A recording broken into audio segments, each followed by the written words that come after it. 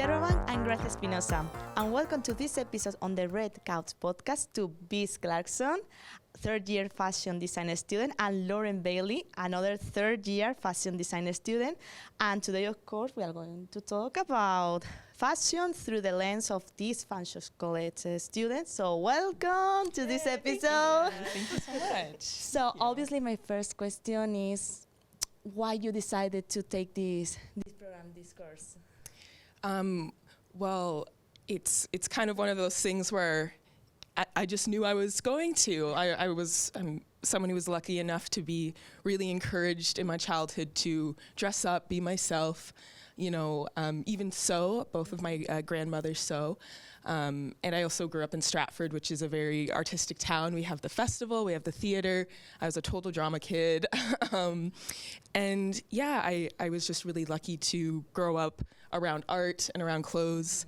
And then as I went through high school and started thinking about where I wanted to go, I wanted to obviously stay in Ontario and find somewhere that would let me explore art and fashion and really hone in on those technical skills that I developed as a hobby, and then came here with all my bad habits with sewing and get those corrected and really just kind of put me on a path of turning passion into career, into something that could really be feasible in my life for me. And for you, visit was the same or? Slightly different. Yeah? So I'm a mature student. I actually have already gone and done my bachelor's degree. I did half a master's degree in something completely different. Didn't realize I was really as creative as I thought I was. Very different, but it was not related to art. No, so I actually went to school I did a year of equine management because I'm a horse girl, and then I did my 4-year Bachelor of Arts degree in cultural studies, which was like a mix of anthropology and psych and history and stuff. I'm a really big history nerd, so I have that as a minor. And then I did half a master's degree in social sciences, media management, and then in 2018 decided that I finally wanted to learn how to sew. My mother has also went to fashion design school at Humber in the 70s.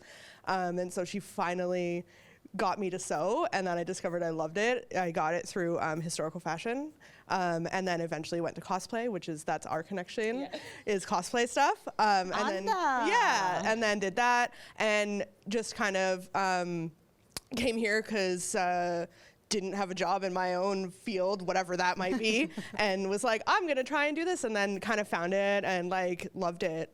And in the last episode, we had two guests from the fan show anime and manga class. Oh, awesome! Yeah. But I would like that you explain us what cosplay is, because perhaps people didn't watch the last episode, or they are not big nerds.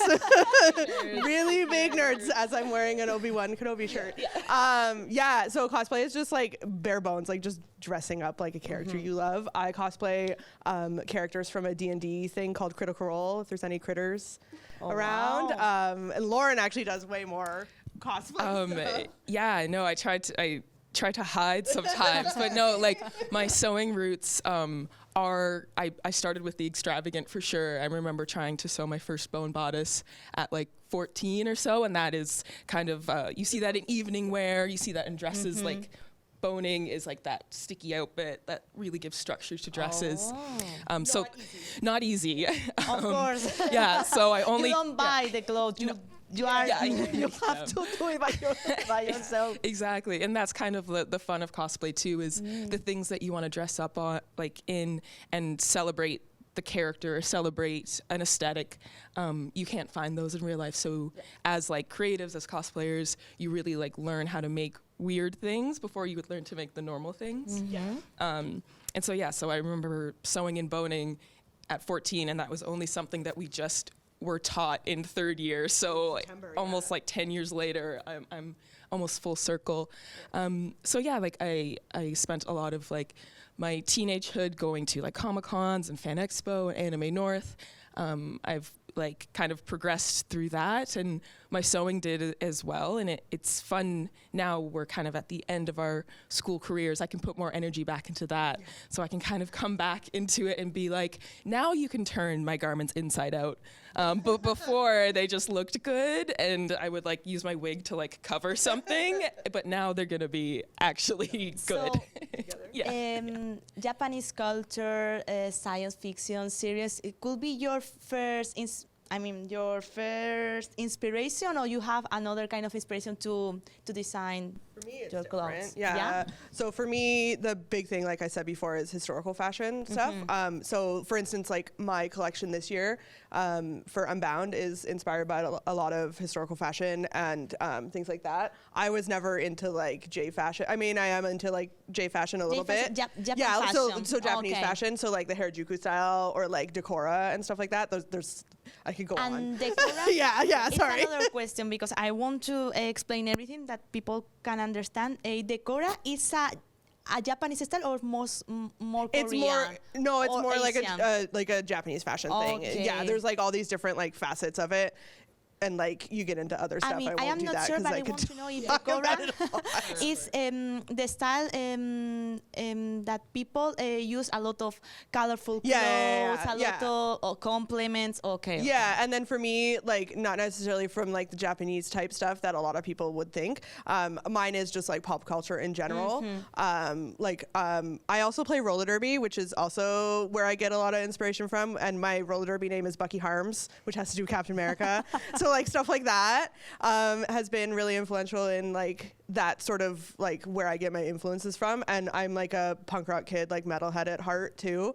So a lot of that is where I get my inspiration from, less so than so like. You combine different styles. Yeah. I mean, like something very perhaps dark, but at the same time something sweet and colorful. Yeah, I really like mixing that together too.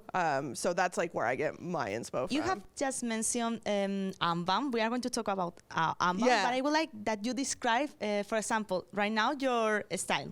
What I'm wearing? Yeah, right now. Because it's the example of everything that you have just said. Something sweet, something rock. So, and I would like to know if you create it or So I have a skirt that I made on out of a bed sheet actually.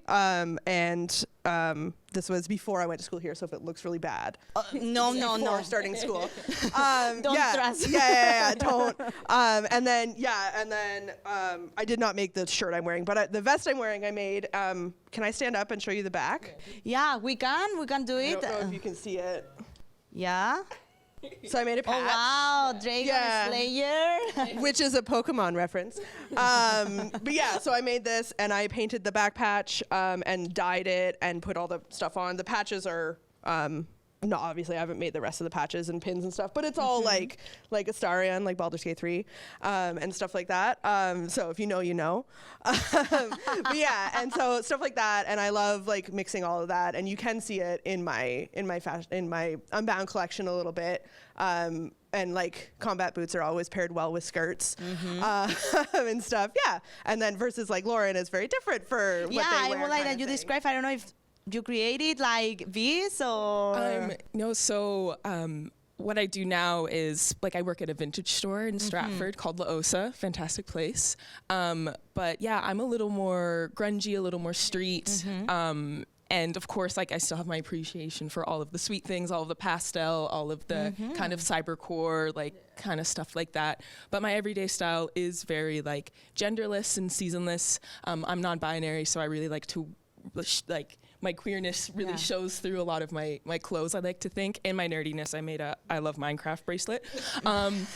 So I do a lot of thrifting, I do a lot of finding, I do a lot of like, hey brother, are you wearing this anymore? I'm gonna take it to college. Thanks so much. So your favorite place is thrift store? Yeah, for sure. And then I'm going to my Unbound collection. My kind of thesis of it is that elevated streetwear, is that elevated kind of baggy, genderless, seasonless. The idea that comfy and casual can transcend into something more elevated. Like we're living in this post-pandemic world where we were allowed to wear our pajamas for 3 years, and you did the Zoom special where you had the button up and your sweatpants. So. A lot of designers I saw in fashion weeks, people who wore like pajamas and everything, but it's something, at the end, fashion is related to like to everything, to the pandemic. Yes, so it really reflects like the human psyche. Like you can really tell a lot by what someone wears. Yeah. Like I really enjoy walking around Fanshawe. Like we have such a like big campus and a diverse campus that it's fun to kind of peek at what everyone is wearing. But yeah, like my collection uses a lot of textiles in ways that like look really comfy, but are almost like more kind of formal wear. Like it's elevated. It's elevated. Yeah, I have a dress made out of sweatpants and then like basketball shorts made out of satin. So a lot of like things that mix and you don't really think that they do, but they work, and that's kind of me. And your collections, your designs are going to be in the UNBOUND, this event. Yes. So I know what UNBOUND is, but I suppose not all the students know. And it's going to be the first time that the UNBOUND is going to be in a different space. It's going to be in Farwell Hall for the first time. The new space that FSU has at the Innovation Village. So let me know more about UNBOUND and how people, students can get the tickets, because when I was in the website, still were not available. So officially when the UNBOUND is? So it's on April 6th. Yes, of course, in Innovation Village, Farwell Hall, in our beautiful new space. We're going to transform it into a runway, as well as areas for like cocktails and mocktails and little snacks, as well as a lot of photos and interactive elements for sure. And tickets will be up very soon. I think we're saying it by next week. Absolutely, yeah. So by next week we will have those available, and everyone is welcome to come, and it's going to be really fun, really awesome. We're putting a lot of hard work into it. The UNBOUND is only for students of the third year. Yeah. So I don't know if mandatory is part of your final project. So that's important. Which is really important. Yeah. So it's all the third year designers. So that we're a small group this year because we're the last bit that's done through COVID. Oh. So there's only 13 of us versus the second years. There's 40 of them right now. Yeah. So we're the last little COVID babies kind of thing. So there's only 13 of us, which is great though, because we're all really different. Like Lauren was talking about how they're amazing streetwear stuff, and then mine is actually inspired by folk horror and things like that. Like folk horror movies, meaning stuff like Midsummer and Blair Witch Project and stuff. So it's spooky but not black. So that's why it's really fun to come out and see that, because it will be a bit different. And then so we also have some really cool technology stuff that's going to happen at UNBOUND this year. So the runway's in Farwell Hall. But then just next door in, I think it's the Market Square, we're going to have a bunch of stuff. So our program is really into 3D design right now. So all 13 of us have put one of our real life designs into this 3D software called Clo 3D. And then, so once the show's done, everybody's going to be able to come and scan a QR code, and then you'll see our 3D digital twin, it's called, in real life, through your phone. And so you can like walk around it and like do stuff like that. So that's really cool. And we're gonna have like a bunch of other stuff. There's this thing called AR VR hotspots. So it's again in like it's put through Unreal Engine, which is like for video games. So it'll put it in Unreal Engine, and then you can click on stuff and it gives you more information. It gives you like color options. I was just showing Lauren mine the other day. So lots of other fun stuff. That's why the name of this event is UNBOUND New Narratives. New Narratives, yes. So and you are going to create your fashion designs related to the new narratives or no? Yes and no. You want to I'll speak we on have that. time. Yeah, so of course. First Lauren and after Lauren, please. So our traditionally the first and second years of our program are kind of chunked up by semester, but in third year you kind of have the whole year to think about your collection, and you work on it right from September to April, and you go for it. So in September, you have 1 year? Yeah, you basically have like less than 1 year. A little bit. All of the other final project. So we somehow through our 8 courses within a semester we make it work. But so new narratives is something that we came up with a class at the beginning. It was one of the first things that we kind of settled on, and it's talking about how each 13 of us has such an individual life, an individual perspective. We all come from all different walks of life. And that is being reflected by these new narratives that we're presenting through our collection, through lenses of sustainability, through social aspects, through just commentaries on things that like are historical but are now pushed into the modern. And so that is just being like almost like a new reality that each one of us are creating. So when you attend the show, you're going to see these 13 different perspectives when it comes to fashion, when it comes to art. Yeah. I'm curious, this is the first runway after pandemic in person? Yes. I don't know if you had at the school. I don't know if last year was online or what professors decided. So the first show that came back last year was called One Love, and that was off campus. And it was, it was the first one. It was at Kellogg. Yes, it was at the Kellogg factory there. And so that was just the step back into having gatherings, having UNBOUND be a physical show, because it always had been up until 2020. But the years that we weren't able to do it in-person, fashion films have come out from that. Our program has many awards because of our fashion films, which is really exciting. Yeah. But this is, of course, an honor because it's the first time we're in this new space. Like, we're excited to show off this amazing new addition to Fanshawe, something that is so, I think, integral to us in our last year and the years that are, coming before us. Yeah. Or after us. I'm curious, but when you have your designs and your professor say, okay, I approve this design, how you contact with the models? So the models are the same students, or how you create? In a way. Because, for example, I don't know if you create your designs for different kind of size or shapes of bodies. So I don't know how is the relation with the models. It's interesting being, I'm a model myself. It's interesting seeing the other side of things where we are sitting in a group and talking about bodies and talking about people, whether they're strangers or our friends. And so this year we did want to put an emphasis on all bodies, on extended sizing, on kind of, it's on us as designers in that cutting room to make sure that our designs are accessible, our designs can fit all people. And so when it came to our model casting, we did an open call. We pushed it as far as we could, all of London, all of Fanshawe. And so our model cast consists of 14 models. 14, yeah. And from age range and size range, and people who have been modeling for years, people who this is their first runway show, and some are Fanshawe students. So it's very exciting for them to step out in front of their peers. Girl, guys. No, I think, today and it's a really good push for today and the future to talk about fashion in a scope that is accessible and open to all people. And not to add the label, this is for girls, this is for... I think some people are definitely designing to more of like femininity. That's some people's highlights is the feminine.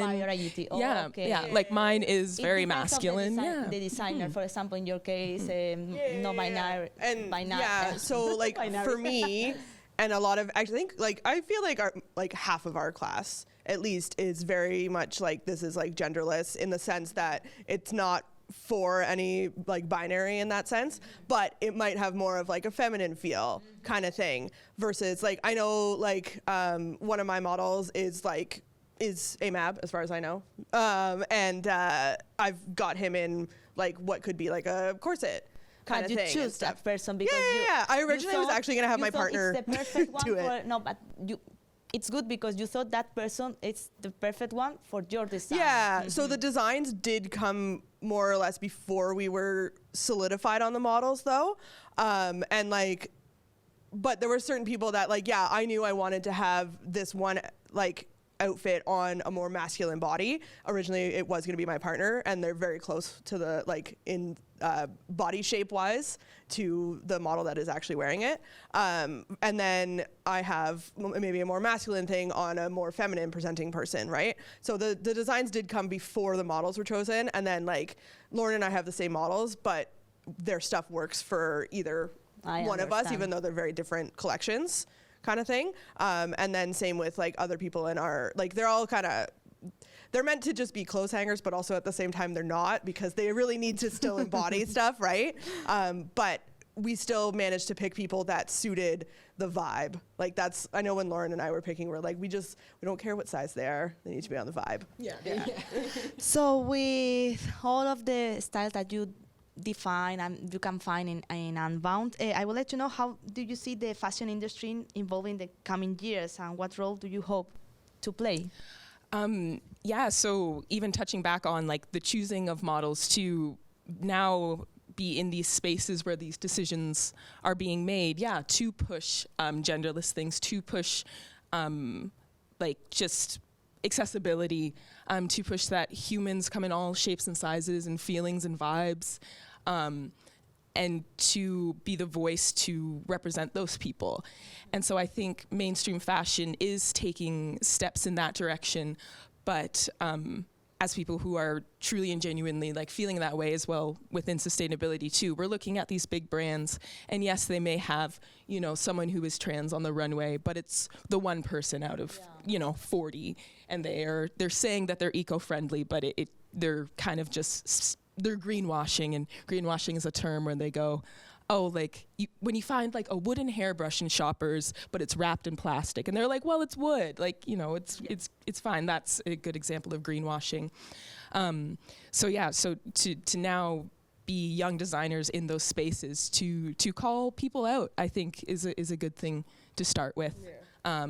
And I think, what was your exact question? No, it's okay, because I wanted to know, related to the fashion industry, how the role it is going to be for the future, because I would like to know if you see right now more sustainability fashion, more inclusion. So I would like to know your perspective, because you are the professional. I am not professional, but I can see that now I can see different kind of models. I can see that people now is worried and concerned with sustainability. So I can see more people who go to the thrift stores.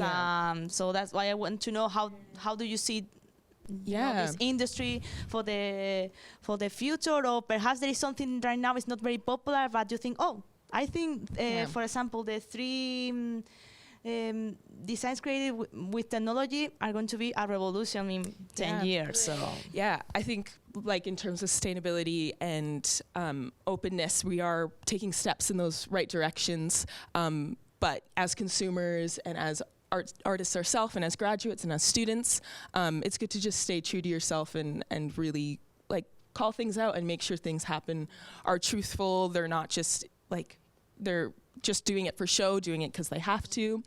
And then it's interesting you talk about technology as well. And I think something that Biz had talked about, our CLO 3D program, is a huge step in getting designers to be more confident in the real world fashion industry. And it makes fashion much more accessible. The fact that everybody, for the most part, most people can have access to a computer, a laptop, or even a phone. And CLO is right now, all I know is just on PC and laptop. But that's something that you can have. And now you don't need a sewing machine and materials, and you don't need a big table to lay out your paper pattern on, and your ruler and your pencil. Because when you are in your program, you are doing in the traditional way, or? We mix it and stuff like that. So our program works hands-on, because obviously if your computer doesn't work, you gotta know how to make a pattern. But also with technology, and you'll see that at UNBOUND a lot too, is a lot of us have used 3D printing and laser cutting. I have some laser cut pieces, but then also for me as a designer and moving forward and stuff, mixing that with other more traditional things. I actually handmade all of my buttons. I cut some twigs up. So that's really cool to see, mixing that with the modern technology and stuff. And for me too, sustainability wise, I think for a lot of people, it has to become kind of you don't have to think about it as much. So our sustainability goals for UNBOUND are responsible production and consumption, as well as mental health and well-being. Kind of thing. And for me, responsible production is that I'm using linen and dead stock leather. So dead stock meaning that it just wasn't usable by the company that I got it from anymore, and I'm turning it into something. And I'm also using all of my scraps to make embellishments and things. So for me, it seems like a lot, and from the outside, but for me, it's kind of second nature in that sense that it's just, I will find the people that want to think like that. I have a dress that doesn't waste anything at all. And it's just kind of second nature. I wasn't crap, I gotta think of how to do this. It was I want to do this because this is my design, kind of thing. our program at Fanshawe, like I feel very lucky that we are taught and pushed to be sustainable designers, because it's almost would be irresponsible for us to go out into the world and create waste, because textile and fashion waste is one of the biggest polluters on the planet right now, number 2. And so yeah, we want to stop that cycle, be one of the pieces that helps fix the puzzle that we need to save the earth. Essentially, it sounds very like forthright and justice, but yeah, we're trying to save the world one pair of pants at a time. So sounds good. That's it. I don't know if you want to add something or important that we missed.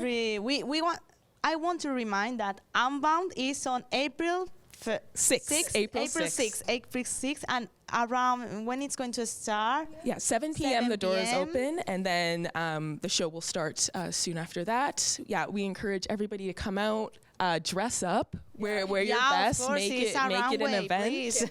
But we will have a champagne carpet and photography. You can come take your picture.